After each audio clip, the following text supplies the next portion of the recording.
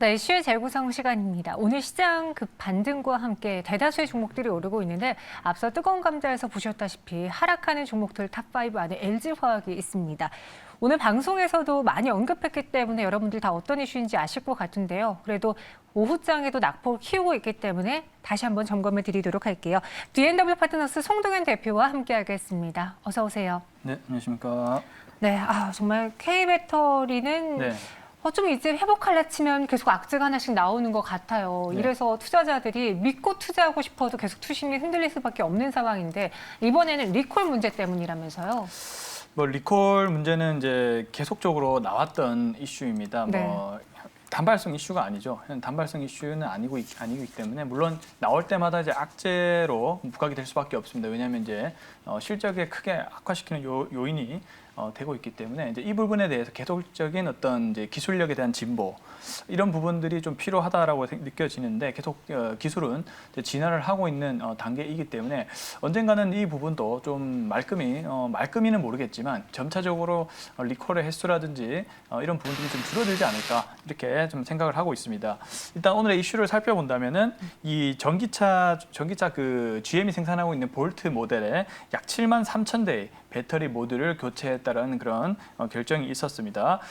지금 이 배터리의 종류는 바로 이제 NCM622 파우치형을 의미를 하고요. 이 NCM622라는 것은 니켈이 60%, 그리고 코발트가 20%, 망간 20%로 구성된 배터리를 이제 의미를 하는데. 이 니켈 쪽의 함량이 높다는 것은 이제 니켈이 역할이 있습니다. 이제 니켈이 하는 역할은 용량을 높이면 높일수록 더욱더 좋아지는 기능은 있는데 근데 폭발의 위험도 점차 올라간다는 단점이 있습니다. 그렇기 때문에 이 코나 이브 이슈라든지 이런 LG 화학 쪽에서의 이제 배터리 이슈가 조금씩 있었는데 제가 알기로는 물론 이제 원인은 계속 불명이다. 원인은 또 뭐 기술적 원인과 뭐 배터리 관리 시스템 이런 부분에 있다라고 하지만 이 고출력을 높이다 보니까 화재가 날 수밖에 없거든요. 네. 이런 부분에 좀 원인이 있지 않나라고 저는 생각을 하고 있는 상황입니다. 어쨌든 종류는 NCM622 파우치형 쪽이다 보시면 좋을 것 같고요. 그다음에 그 배터리 교체 비용이 약 1조 정도 추산된다라는 점을 좀 본다면은 그 저번에 코나 이슈도 약 그 정도의 규모가 좀 나왔었거든요. 네. 그래서 이제 계속 이 정도의 규모가 나오게 된다면은 영업이익 쪽에는 좀 상당한 손실이 있을 수밖에 없는 이제 그런 상황이다라고 볼 수가 있겠습니다. 이 완성차 업체들에게도 항상 발목을 잡았던 또 단기 악재로 작용했던 것이 리콜 문제였고 이번에는 배터리사에도 이게 적용이 되고 있는 건데 이 GM의 전기차용 배터리를 납품하는 회사로 LG전자가 있고요. LG에너지 솔루션이 있거든요. 일단 그럼 이번 악재는 어느 회사와 해당되는 사안인 건지요? 뭐 둘 다 해당된다 볼 수가 있겠죠. 어차피 뭐 사실 메인은 LG 에너지 솔루션입니다. 왜냐하면 배터리 셀을 제조를 하기 때문에 그리고 LG 전자가 하는 역할은 이제 이 조립하는 마무리 역할만 합니다. 배터리를 이제 모듈을 만든다는 것이죠.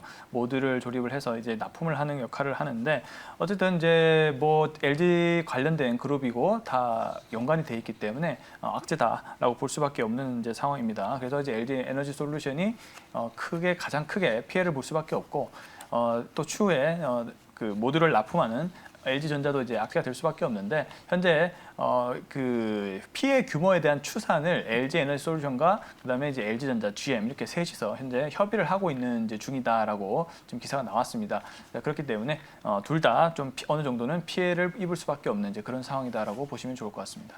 이번에 문제가 된 배터리도 파우치형 배터리라고 들었거든요. 최근 뭐 각형 배터리 쪽에서 우리는 투자를 하겠다라는 그런 완성차 업체들도 나타나서 이 배터리 형태에도 많은 관심을 보여주고 있는데 파우치형 배터리 자체가 좀 그러니까 위험한 거예요? 아니면 이번엔 좀 별개의 기술적인 문제인가요? 이제 파우치형이 다 모든 장단점이 있거든요. 그렇죠. 네. 이제 파우치형 같은 경우는 일단 에너지 밀도가 좀 높다라는 이제 효율이 높기 때문에 잘 쓰이고 그만큼 이제 제조 단가라는 이런 부분들이 내려갈 수밖에 없습니다.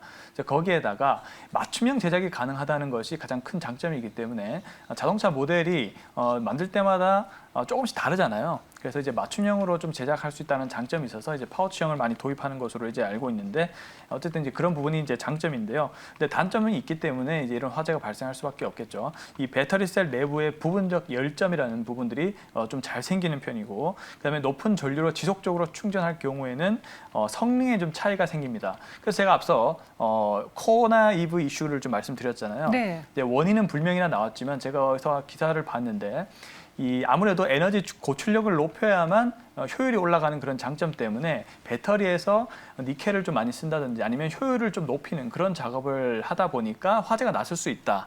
이런 또 평가가 있거든요. 아무래도 지금 그 부분에 역시나 이 파우치형 배터리의 단점으로 꼽히는 이 부분에서 또 화재가 발생을 했기 때문에 제가 또 말씀드린 부분이 좀 일리가 있지 않을까라는 좀 생각이 들기도 합니다. 그렇기 때문에 지금 정리를 다시 한다면은 높은 전류로 인해서 지속 충전을 하다 보면 그만큼의 성능에 문제가 있을 수 있기 때문에 출력을 높일 필요가 있다. 거기에서 출력을 높이려다 보니까 에너지 밀도가 조금씩 올라가면서 화재가 발생했을 수 있다. 이렇게 본다는 것이죠. 그런 식으로 정리를 하시면 좀 좋을 것 같다는 의견 드려보겠습니다. 이 각 배터리 형태에 따라서 장단점이 있는데 파우치형의 경우에는 높은 출력과 대비해서 이러한 화재에 대한 무언가의 안전성에 대한 문제가 따를 수 있다라고 이야기해 주셨고요. 이로 인해서 오늘 뉴스 보니까 LG 에너지 솔루션의 상장을 앞두고 악재가 나왔다라고 또 분석을 하더라고요. 아무래도 좀 실적에 영향을 끼칠 수밖에 없겠죠. 그렇게 되면 이제 공모 단가가 좀 내려갈 수 있다라는 그럴 수 있겠네요. 그런 또 약간의 문제가 있을 수 있고요. 그리고 이제 저는 장기적으로 봤을 땐 큰 문제가 없다라고 일단 생각을 하는데요. 일단은 이제 단기적으로는 K 배터리 신뢰도를 좀 높일 수밖에 없는 이제 그런 상황에 왔다라고 좀 보여집니다. LG 화학의 배터리가 코나 EV에 의해서 지금 또 GM과의 그 볼트가 이전에도 또 화재 사건이 있었거든요. 지금 두 번의 지금 사건이 있었기 때문에 지금 K 배터리에 대한 신뢰도가 단기적으로는 조금 하락을 할 수밖에 없겠다라고 일단 보여지는데 문제는 앞서 제가 말씀드렸다시피 이것도 하나의 어떤 기술력의 진보가 되고 있는 과정입니다. 이런 부분이 문제가 없다라는 것은 아니고요. 지속적으로 이제 회사 측도 다 알고 있는 이제 문제들이었지만 이런 부분이 일어났기 때문에 뭔가 포기를 하기보다는 계속 이제 기술력의 진보를 통해서 계속 수율을 높이거나 이제 화재의 위험을 줄여 나가는 방향으로 가겠죠. 그렇게 되다 보니까 뭐 LG 에너지 솔루션이 물론 단기적으로는 좀 뭐 공모가 낮아질 수도 있고 실적 영향이 미칠 수 있지만은 장기적으로는 그래도 계속 성장은 할 것이다라는 지금 확신은 있습니다. 자, 그렇기 때문에 이런 관점으로 좀 단기, 장기 전망이 좀 다르다. 이런 관점으로 좀 보시면 좋지 않을까 이렇게 생각하고 있습니다. 저 채팅방에 이런 글들이 있어요. 겁나서 어디 배터리 팔겠냐 이런 단어도 있고요. 그리고 이래서 아직은 전기차 매수는 시기상조입니다라는 의견도 또 주셨는데 하지만 이 배터리가 미래 먹거리라는 걸 안 이상 우린 또 투자자 입장으로서 무시할 수는 없잖아요. 계속 내 관심권 안에 들고 또 대표적인 K배터리를 사시는 분들이 많을 텐데 LG화학 이번 전기차 리콜로 인해서 피해는 있습니다. 주가적인 측면에서 어떻게 대응을 해야 될지 보유자분들의 입장 그리고 신규 접근으로도 한번 이야기 드려볼까요? 네, 일단 보유자 이제 분들은 언제 매수를 했느냐가 좀 중요할 것 같은데 단기적으로 매수를 했던 분들은 아무래도 좀 타격이 있을 수밖에 없다고 보여지고 있고요. 그렇지만은 뭐 당장의 어떤 손절매라든지 이렇게 대응을 하시기보다는 좀 시장이 회복을 해가고 있는 과정이기 때문에 좀 더 이제 보유를 하시면 좋을 것 같고 그리고 이제 이 악재 문제도 다소 LG화학은 시간이 또 걸릴 수가 있습니다. 또 LG화학 같은 경우에는 또 LG 에너지 솔루션이라는 이제 새롭게 회사가 상장이 되면서 이제 화학에 집중할 수 있는 이제 그런 회사가 되는 것이죠. 물론 지분은 보유를 하겠죠. 이제 그렇지만은 이제 본연의 어떤 가치인 예를 들면 뭐 친환경 소재라든지 이쪽으로 좀 이제 집중을 하거나 아니면 이제 LG 생명과학을 보유를 하고 있기 때문에 바이오 산업 쪽으로 이제 집중을 이제 할 거란 말이죠. 이제 그런 부분도 근데 성장을 계속 할 수 있는 산업이라는 겁니다. 그렇기 때문에 LG화학 같은 경우는 조금 시간이 필요해 보인다라는 의견을 좀 드려보겠고요. 네. 그리고 이제 장기적으로는 역시나 좀 유리하다 이런 의견을 좀 드려보겠습니다.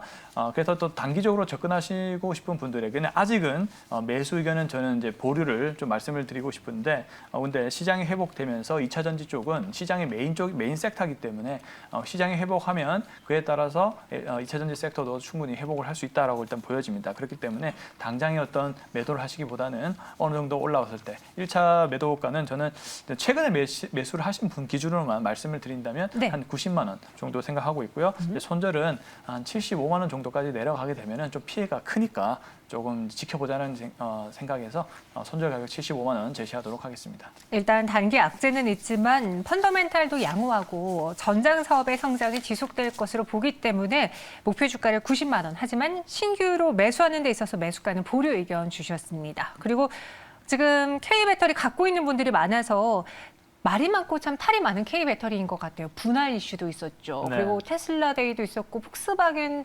완성탑재도 직접 만들겠다. 뭐 여러 가지 말이 많은데 이 K배터리 투자해야 되는 거예요? 어떻게 해야 되는 거예요, 대표님? 일단은 뭐 배터리 쪽은 그나마 눈에 확연하게 보이는 이제 성장 산업이기 때문에 성장은 지속할 것으로 보이는데, 근데 이 부분이 사실상 많이 반영은 됐습니다. 누구나 다 알고 있고 그만큼 주가도 많이 올랐기 때문에 밸류가 아주 매력적인 가격대는 아니란 말이에요. 네, 그럼에도 불구하고 성장은 지속될 거라고 일단은 생각이 듭니다. 그래서 일단 매수에 대한 관점은 우선은 LG화학처럼 이렇게 악재가 있을 때 오히려 네. 길게 보시는 분들은 오. 오히려 이런 관점에서 이제 매수를 해보는 것도 길게 본다면 나쁘지 않다. 왜냐하면 밸류가 줄어드는 효과가 있기 때문이죠. 이제 그런 관점으로 저는 보고 있다는 점을 참고하시면 좋을 것 같습니다. 네, 알겠습니다. 배터리 관련주들 여전히 성장이 확실하게 나타나기 때문에 이런 악재가 있을 때 길게 보는 관점으로 매수 가능하다 의견 주셨습니다. 오늘 좋은 정리해 주신 송도현 대표님 여기서 인사드릴게요. 고맙습니다. 네, 감사합니다.